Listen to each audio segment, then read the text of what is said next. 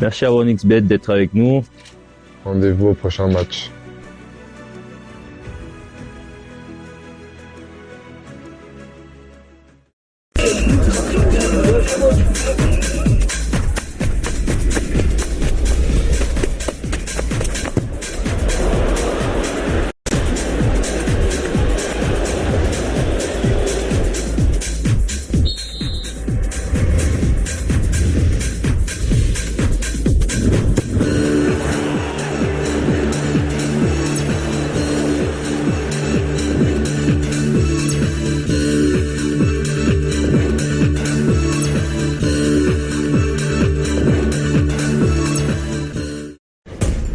Nous jouons tous différemment.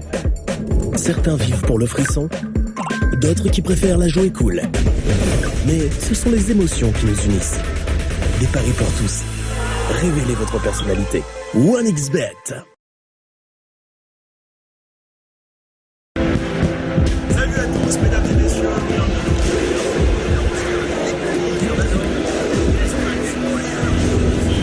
Penalty, Fabien Mantini, les yeux sur le ballon, qui sont énormes sur le terrain.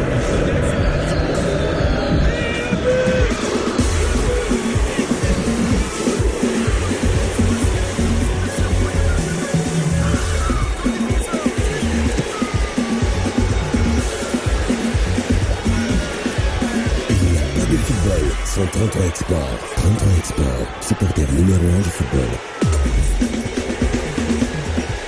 Supporter, c'est gagner. Avec 33 Export, on gagne ou on gagne.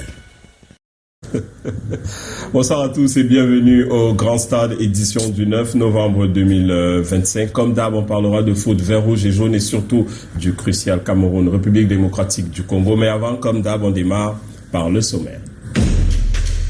Au sommaire de Grand Stade ce dimanche, 4 jours avant le duel crucial entre le Cameroun et la République démocratique du Congo, la liste des lions retenus demeure introuvable. Le programme de préparation au Maroc est un mystère et la situation semble très tendue entre le sélectionneur et la FECAFOOT. Il y a comme une forte odeur de soufre.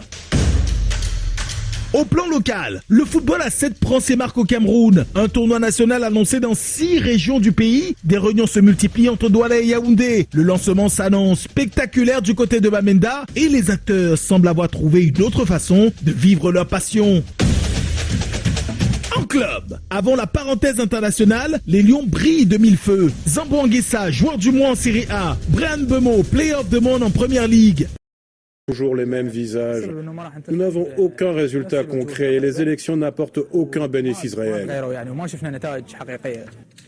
La France s'apprête à commémorer la semaine prochaine les 10 ans des attentats du 13 novembre, série de fusillades et d'attaques suicides à Paris et dans sa périphérie par 3 commandos distincts revendiquant leur appartenance à l'organisation État islamique.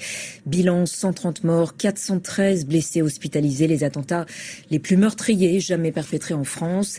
Et à l'approche de cette date commémorative, une course pour la liberté était organisée aujourd'hui.